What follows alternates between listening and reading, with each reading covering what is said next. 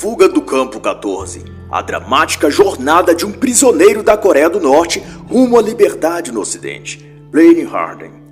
O autor que escreve esta obra é jornalista, escritor de ao menos 2 outros livros e que já também trabalhou em órgãos de imprensa como The Economist e The Washington Post.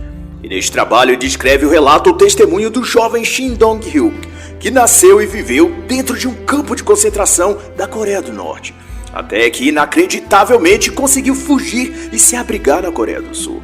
Este livro, portanto, é uma saga da vida real e que ilustra e testifica como é viver sob o domínio de uma ditadura, e neste caso, uma ditadura totalitária comunista. E para aqueles que sonham e acreditam nos ideais marxistas de um paraíso na Terra, que sirva de alerta o fato de que todas as nações que sonharam com esse mesmo ideal acabaram como a Coreia do Norte, aprisionando seus cidadãos e obrigando-os a viver sob vigilância e controle e opressão total. E esses cidadãos que acreditaram na utopia de um paraíso na Terra, como Klaus Schwab e demais globalistas, também agora prometem, estes receberam ao fim das contas não uma passagem para o paraíso, mas para o inferno ainda aqui neste mundo.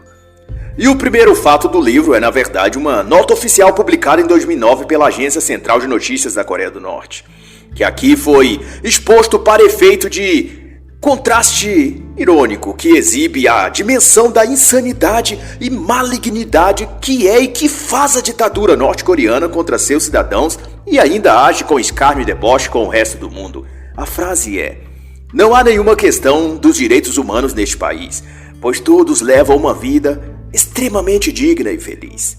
Pois é, o que dizer depois disso, né?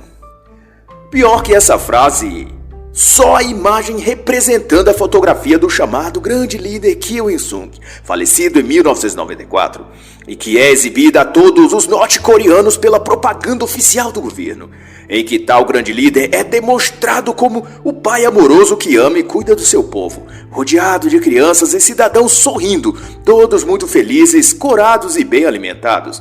Se já existisse o termo fake news na época desse retrato, com certeza ele deveria ser escrito bem grande e em tinta vermelha sobre essa foto. E a obra começa com a lembrança mais antiga que Shin tinha em sua mente, a de um homem encapuzado, amarrado a um poste de madeira numa plantação de trigo. Shin tinha apenas 4 anos de idade quando assistiu a esse homem ser executado por 3 guardas do campo de concentração, à vista de dezenas de outros prisioneiros que, de acordo com a regra, eram obrigados a assistir à execução pública de um prisioneiro. Pois, como constava, a punição com a morte de um prisioneiro era um momento didático, algo que lhes ensinaria uma lição, mas mesmo que quisessem esquecer, não haveria como. Em todo canto e lugar eram lembrados das regras e regulamentos no campo de trabalhos forçados. No caminho de sua escola, por exemplo, exibia-se um cartaz com o lema "Tudo de acordo com as regras e os regulamentos". E o primeiro dos 10 mandamentos que eram obrigados a decorar dizia: qualquer pessoa pega fugindo será imediatamente fuzilada. E 10 anos após assistir seu primeiro fuzilamento, ele estaria de volta à plantação de milho, desta vez para presenciar a execução de sua mãe e irmão. Assim, nem se quisesse poderia esquecer os mandamentos primeiro do campo de concentração. Se for pego fugindo, será executado. Em janeiro de 2005, Shin Dong conseguiu fugir do campo de concentração através de uma cerca elétrica, aos 23 anos de idade. Um mês depois, chegaria à China e um tempo depois iria se abrigar na Coreia do Sul, para dali passar a viver nos Estados Unidos, na Califórnia. Mas o seu corpo para sempre carregaria as marcas do que sofreu na prisão forçada na Coreia do Norte. O corpo é franzino e pequeno, devido aos anos de desnutrição. As costas e nádegas possuem cicatrizes das queimaduras que lhe foram feitas pelos guardas ao torturá-lo. Na altura da barriga, outra cicatriz, da perfuração feita por um gancho onde foi dependurado sobre uma fogueira. Os tornozelos também são marcados das correntes que serviram para pendurá-lo de cabeça para baixo, certa vez na solitária. Uma espécie de porão escuro. O seu dedo médio da mão direita também fora cortado na primeira falange, e tivera sido uma punição dos guardas por Shin ter deixado cair uma máquina de costura numa fábrica de roupas do campo. Shin nasceu como escravo e foi criado atrás de uma cerca de arame farpado de alta voltagem, Aprendeu apenas a ler e a contar muito rudimentarmente, numa precária escola de trabalhos forçados dentro do campo de concentração. Desde que nasceu, estava acostumado à fome e escassez. Quando criança, catavam insetos no campo de plantações e restos de caroços de milho que não tinham sido digeridos totalmente pelas vacas e evacuados nas fezes desses animais. Amor, misericórdia e família eram palavras cujo significado para Shin eram desconhecidos. Sua mãe lhe batia com frequência e competia com ele por comida. Seu pai só tinha permissão para dormir com sua mãe 5 vezes por ano e lhe ignorava completamente. Seu irmão era um desconhecido e as demais crianças de sua idade não mereciam confiança. Regularmente batia ou apanhava delas pelo hábito de umas denunciarem as outras em troca de comida. Durante sua vida no campo, Shin só tivera visto um livro em toda a sua vida, de gramática, nas mãos de um dos guardas que era também o seu professor. E foi esse mesmo que uma vez espancou até matar uma menina de 6 anos de idade por ela não ter conseguido dizer o que estava escrito no quadro negro na sala de aula. Estima-se que cerca de 200 mil norte-coreanos viviam escravizados nestes campos de concentração. Há pelo menos 6 deles espalhados na Coreia do Norte. E o mais extenso deles tem até 2.000 quilômetros quadrados de extensão, com torres de vigilância e guardas armados. O campo 14, onde Shin nasceu e viveu, tinha cerca de 15 mil prisioneiros e uns 50 quilômetros de comprimento por 25 de largura. Em sua maioria, os prisioneiros trabalham na agricultura, na extração de carvão, confecção de uniformes militares ou na fabricação de cimento. Sua alimentação base consiste em milho, repolho e sal. Recebem um conjunto de roupas 2 vezes por ano. Não usam escova de dentes, roupas de baixo ou papel higiênico. A jornada de trabalho dura de 12 a 15 horas diárias. E a média de vida é inferior a 50 anos de idade, por doença ou por fome.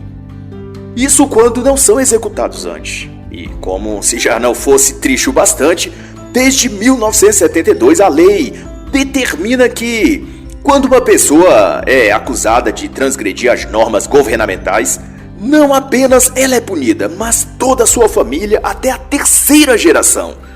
E, como muito acontece, o infrator é executado e seus irmãos, pais, avós, tios e primos, e os filhos destes que vir a nascer, serão considerados escravos e forçados a trabalhar nos campos de concentração até o fim de suas vidas. Algumas palavras eram desconhecidas para Shin, como a palavra amor, por exemplo, que durante seus anos no campo de concentração nunca a tinha sequer escutado. Ele não sabia o significado de algumas expressões. E no campo 14, Shin e sua mãe habitavam um quarto, dormiam num piso de concreto e compartilhavam uma cozinha com mais 4 famílias, onde uma lâmpada era o único enfeite. Eletricidade apenas por 2 horas ao dia, das 4 às 5 da manhã e das 10 às 11 da noite.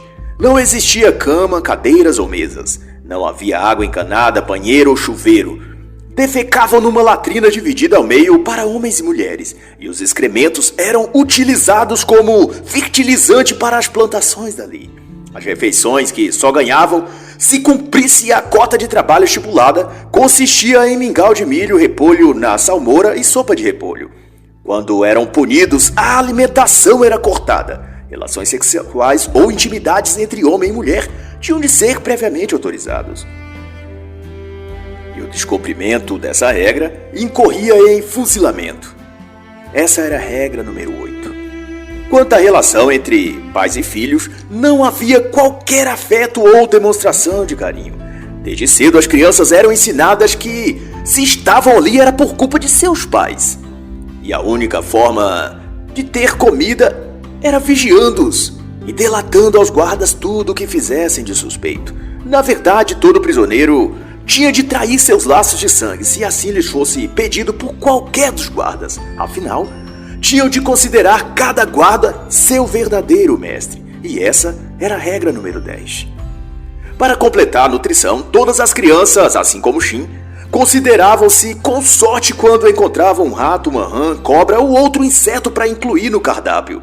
Gafanhotos, libélulas, grilos eram gêneros alimentícios de primeira qualidade, e só indivíduos de muita sorte conseguiam capturá-las para comer. Quando a fome era muita e insetos escassos, experimentavam fazer, algumas vezes, vomitar a pouca comida que tinham ingerido e comê-la novamente. Mas muito pouco isso tinha efeito para reduzir sua fome. Mas, porém, a crise alimentar era uma moléstia que se abatia sobre toda a Coreia do Norte. E calcula-se que cerca de 1 milhão de indivíduos tenham morrido de fome na Coreia do Norte. No final dos anos 1990, não podendo mais recusar ajuda estrangeira diante do caos alimentar, o governo passou a receber doações principalmente dos Estados Unidos, embora permaneceu a política externa de demonizar o país americano e considerá-lo o grande inimigo dos norte-coreanos. No período da escola, Shin conta que certa vez o professor iniciou uma busca surpresa. Revistou os bolsos dos 40 alunos da sala. Eles tinham 6 anos de idade. E para azar de uma frágil menina, o professor achou em seu bolso 5 grãos de milho. No mesmo momento, ela foi arrastada para a frente da turma e espancada pelo professor. Depois da surra, sangrando, a garota foi levada para o seu abrigo e faleceu devido aos golpes que recebeu na cabeça. A regra 3 deixava claro que qualquer pessoa que furtasse ou escondesse qualquer alimento deveria ser imediatamente fuzilada. Tanto mais, mesmo na condição de alunos, todos tinham tarefas determinadas a cumprir. Shin e seus colegas de classe eram encarregados de limpar latrinas na aldeia onde viviam os guardas. Alguns desses guardas viviam lá com mulher e filhos. As crianças que estudavam, como Shin, iam de casa em casa para remover fezes congeladas e jogar os dejetos com as mãos em cestos. Depois, arrastavam os excrementos ou os carregavam nas costas. Mas apesar de estudarem juntas, trabalharem juntas e, quando podiam, brincarem juntas, as crianças não desenvolviam laços de amizade. Entre eles, a desconfiança e competição por comida imperava. Todos espionavam uns aos outros para denunciar qualquer mínima infração às regras, porque estavam sempre famintos e eram ensinados pelos guardas que, sempre que delatavam seus companheiros, ganhavam alguma porção de comida. De modo que, para não morrer de fome, tinham de desenvolver as piores características que a natureza humana pode produzir. Eram falsos, dissimulados, não confiáveis e sem nenhum tipo de empatia, solidariedade ou compaixão. Eram como animais em permanente disputa pela próxima refeição. Misericórdia e piedade ali não havia. Certa vez as crianças trabalhavam na mina de carvão e Shin fazia trio com uma colega e também um colega de turma. E dado momento, a menina escorregou com o peso da gôndola cheia de carvão e machucou um dos dedos do pé. Shin e seu outro colega a levaram para um posto médico ali que não tinha qualquer recurso ou estrutura, ou mesmo um médico de verdade. E lá, a menina teve seu dedo amputado sem anestésico algum. E a incisão foi tratada com água e com sal. Em 5 de abril de 1996, Shin havia sido liberado após a escola, para dormir na casa de sua mãe. A essa altura, ele já não tinha quase contato com sua mãe e irmão. Dormia e vivia no dormitório da escola, tendo ido para a casa de sua mãe aquela noite. Ouviu de madrugada ela e seu irmão cochichando sobre um plano de fuga. Assustado com as consequências que cairiam sobre ele se sua mãe e irmão fugissem, correu direto para a escola e, 1h da madrugada, sem desperdício da mãe dizendo apenas que queria usar a latrina do lado de fora, procurou o guarda noturno que vigiava ali e contou sobre o plano de sua mãe e irmão de fugirem.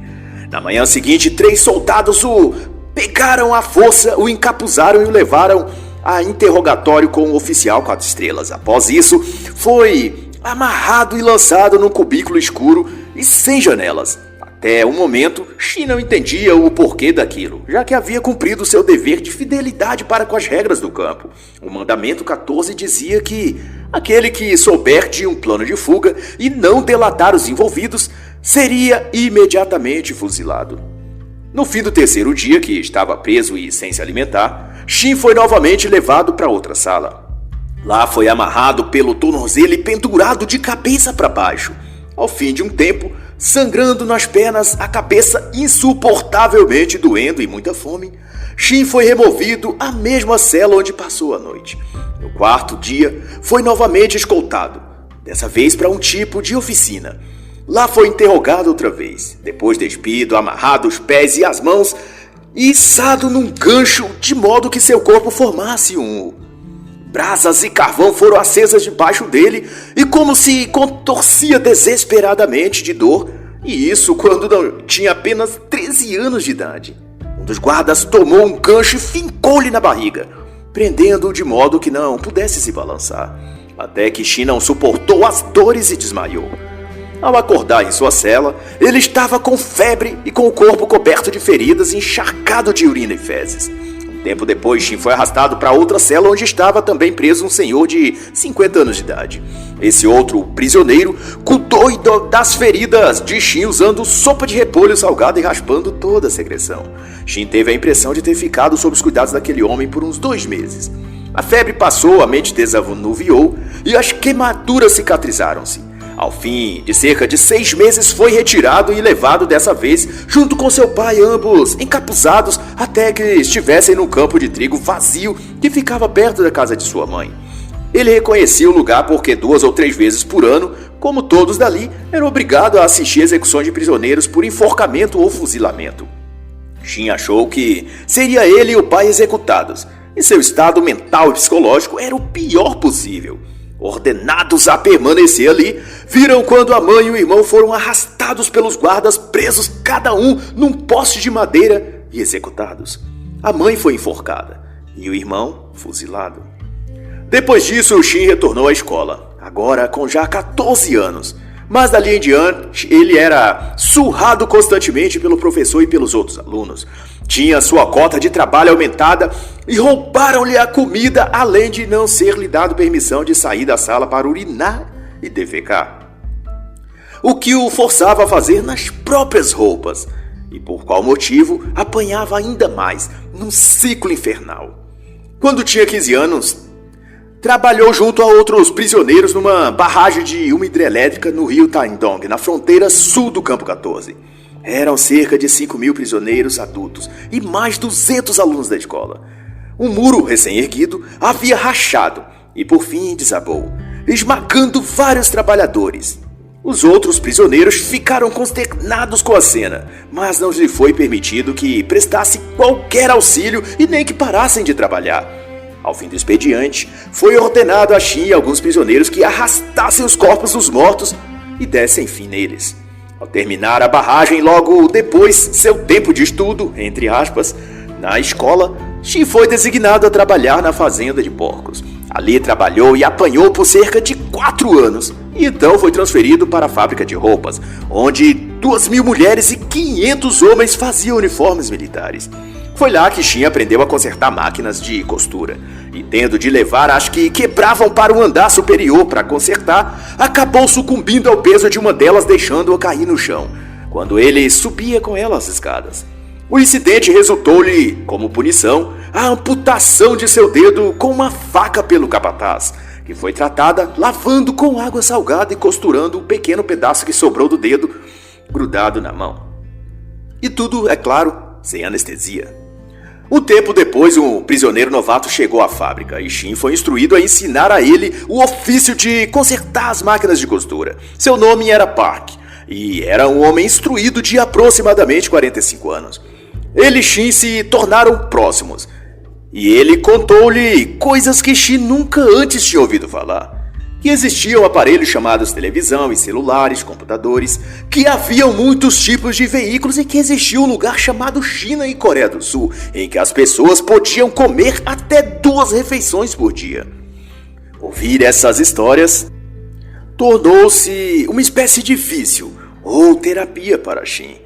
Park estava preso, acusado de ter se convertido ao cristianismo e era um homem de fato estudado e instruído, tendo estudado na Alemanha, inclusive. E foi Park quem, a contragosto de Shin e quebrando as regras do Campo 14, ensinou a ele uma canção que falava de dores e de esperança ao mesmo tempo. E para Shin aquilo foi um sopro divino, instigando-o a sonhar para além daquelas cercas de arame farpado e muros da fábrica. E assim dizia a canção que ele, em sussurros, aprendeu a cantar para afastar a dor do peito e acalmar sua alma. Enquanto caminhamos pela longa estrada da vida, permaneceremos cordiais companheiros de viagem, resistindo aos açoites do vento e da chuva. Ao longo da estrada haverá felicidade e sofrimento. Haveremos de suportar todas as tempestades da vida. O espírito de Park, sua amizade com Shin e as informações que lhe passava, vai nos contar o autor, incendiaram-no e deram-lhe o contexto para que passasse a sonhar com o futuro, coisas que antes nunca o fizera. E assim, Shin e Park planejaram fugir, fazendo um cálculo baseado em informação de menos e aspiração de mais. Dizia a si mesmo que tinha 90% de chances de atravessar a cerca e 10% de ser fuzilado. E a chance parece ter vindo em 2 de janeiro de 2005, quando, por ocasião do Ano Novo, as máquinas na fábrica ficariam 2 dias sem funcionar e alguns mecânicos e costureiras seriam deslocados para fora da fábrica, para uma área do campo para empilhar madeira e podar árvores. Por volta das 4 da tarde, eles andaram furtivamente em direção à cerca, podando árvores enquanto se moviam. E Park estava à frente e foi o primeiro a tentar passar os braços, a cabeça e depois os ombros entre os 2 fios de arame mais baixos. Mas, porém, Park ficou preso no arame e, com cargas de energia elétrica passando em seu corpo, foi eletrocutado. E seu corpo queimou ali mesmo, deixando um dos arames farpado para baixo e criando uma abertura maior. Não podendo fazer nada em relação ao amigo, Shin usou o corpo desfalecido do companheiro como barreira contra a voltagem elétrica e com cuidado atravessou a cerca, o que não impediu mesmo assim de ter as pernas queimadas pela descarga elétrica até a altura dos joelhos.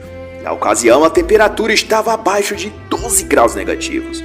Pouco mais de 2 horas, caminhando, tentando afastar-se o máximo da cerca que vitimara seu amigo, ele passou por um campo onde um galpão abandonado achou 2 espigas de milho e um trapo de roupas e sapato velho. Vestiu-os e seguiu caminhando até que chegou numa aldeia. As ruas estavam escuras e vazias e ele seguiu por uma estrada paralela ao rio Taedong. As pernas doíam e a fome lhe castigava. Mas apesar disso, Shin sentia-se radiante, pois pela primeira vez via o mundo pelo lado de fora da prisão, onde ele nasceu e foi obrigado a viver por 23 anos em total desconhecimento do que era e de como era realmente o mundo. Sua única e exclusiva realidade, vai informar o autor, era uma jaula ao ar livre dirigida por homens que enforcaram sua mãe, fuzilaram seu irmão, aleijaram seu pai, assassinaram mulheres grávidas, espancaram crianças até a morte e lhe ensinaram a trair, enganar e a ser mal com as outras pessoas.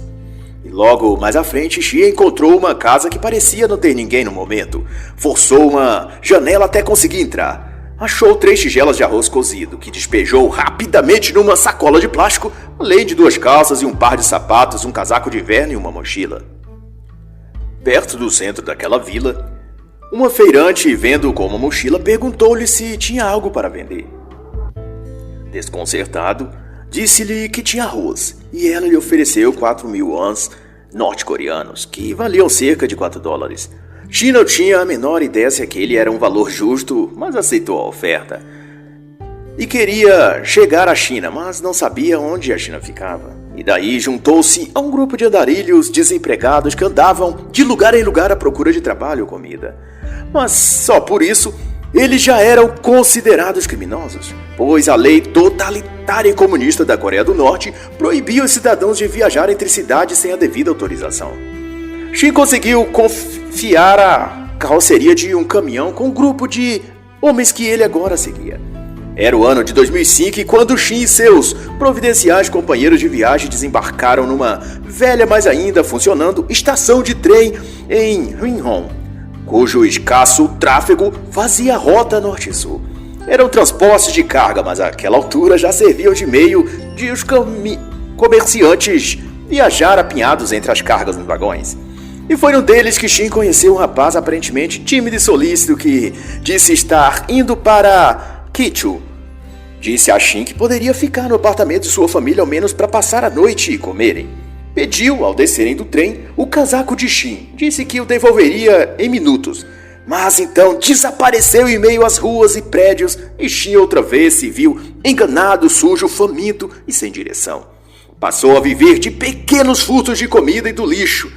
Tudo isso sob uma temperatura de 7 graus negativos. Depois de um tempo andando e assaltando as residências, com um bando de sem-tetos, acabou entrando numa casa onde encontrou roupas e um saco de pelo menos 7 quilos de arroz. Ele levou arroz em sua mochila para um comerciante que pagou o equivalente a $6 por ele. Shin imediatamente se deslocou para a estação de trem e conseguiu embarcar clandestinamente no vagão, que iria para o norte na direção da fronteira com a China.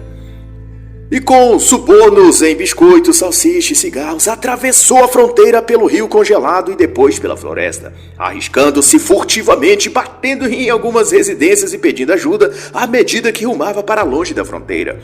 Shin recebeu de um solícito homem a oferta de cuidar de seus porcos ao pagamento de um lugar para dormir, uma refeição quente e 5 yuans por dia. Trabalhando ali, Shin comeu carne assada, tomou banho quente com sabão e pôde cuidar das feridas com antibióticos. Porém, depois de um mês, Shin teve de deixar seu trabalho e a casa do homem que lhe abrigou devido a dificuldades trazidas pelo próprio Shin, quando encontrou certo dia 2 outros desertores norte-coreanos e insistiu que o seu empregador chinês também os abrigasse. Assim feito, passados uns dias o fazendeiro pediu que todos fossem embora, incluindo Shin. Mas mesmo assim, fez questão de levar Shin a outra fazenda onde poderia ser empregado para cuidar das vacas com vaqueiros chineses. Ali naquela fazenda, Shin teve acesso pela primeira vez a um rádio e ficou deslumbrado.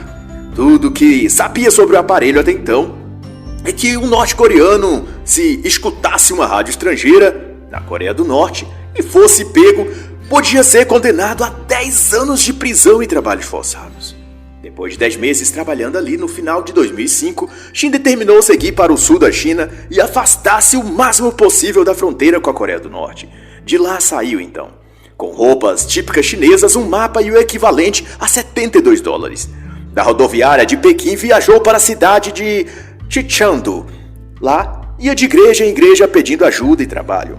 Depois de ser rejeitado por 8 igrejas, tomou o ônibus de volta para Pequim. Ele mendigava por comida e dinheiro, enquanto peregrinava por várias cidades buscando em igrejas algum tipo de trabalho ou direção. E em fevereiro de 2006, finalmente, alguém deu-lhe oportunidade de trabalho em um restaurante coreano na cidade de Hangzhou. Depois de 11 dias de trabalho árduo, deixou o emprego e embarcou para Xangai. Lá, ao pedir emprego no restaurante, foi dirigido a falar com um homem que lhe fora dito ser também coreano. Ao conversar com ele, soube que era um jornalista correspondente de uma importante companhia de mídia da Coreia do Sul. Esse jornalista ofereceu levar Shin à Coreia do Sul. Relutante, Shin não viu outra alternativa melhor e arriscou confiar no homem desconhecido. O jornalista o levou então à embaixada sul-coreana na China. E lá, Shin esteve sob tutela e proteção diplomática por 6 meses. De lá voou para Seul, onde o Serviço Nacional de Inteligência Sul-Coreana demonstrou interesse por Shin. Foram 30 dias de interrogatório e entrevistas privadas a agentes do Serviço de Informação, para os quais Shin contou toda a sua história. Depois então, foi levado para uma readaptação a 65 quilômetros de Seul. Nesse centro foi cuidado e alimentado e passou a estudar, mas teve de abandonar o curso que fazia de mecânica automotiva e ficou internado na ala psiquiatra depois que começou a desenvolver pânico, paranoia e a ter insônia e pesadelos constantes. Depois de relativa melhora, foi alocado num apartamento às custas do governo de Seul e passou a tentar vários trabalhos. Um dos psiquiatras que tratavam dele o pôs em contato com o Centro de Informações para Direitos Humanos de Norte-Coreanos, uma ONG em Seul que analisava, reunia e publicava informações sobre abusos na Coreia do Norte. Em 2007, publicou-se a história de Shin no idioma coreano, baseado no caderno de memórias que Shin estava escrevendo desde o consulado sul-coreano em que ficou por 6 meses. Em 2008, ele foi ao Japão e Estados Unidos contar sua história. Através da ONG Link, Liberdade para a Coreia do Norte, mudou-se para Los Angeles, nos Estados Unidos, e ainda lutava contra os fantasmas dos traumas psicológicos do seu passado. Estou evoluindo, deixando de ser um animal, mas o processo ainda é lento, disse Shin certa vez. Às vezes, tento chorar e rir como outras pessoas, só para ver se tenho alguma sensação. Mas as lágrimas não vêm, o sorriso não vem. E tendo depois mudado-se para Washington, Shin encontrou-se numa igreja cristã numa noite de domingo fria e chuvosa. Vestido um terno cinza e mocassins pretos, falou para uma plateia contrita e solícita e interessada em ouvi-lo. Tendo a atenção de todos, Shin arrancou lágrimas e comoveu o público com sua extraordinária história real. E ao encerrar a palestra disse: "Eu não sabia o que eram compaixão ou tristeza. Fui educado no campo 14 para não ser capaz de emoções humanas normais. Agora estou aprendendo a me emocionar. Aprendi até a chorar. E tenho a impressão de que estou me tornando humano." E assim encerra a análise da obra Fuga do Campo 14, a dramática jornada de um prisioneiro da Coreia do Norte rumo à liberdade no Ocidente, de Blaine Harding.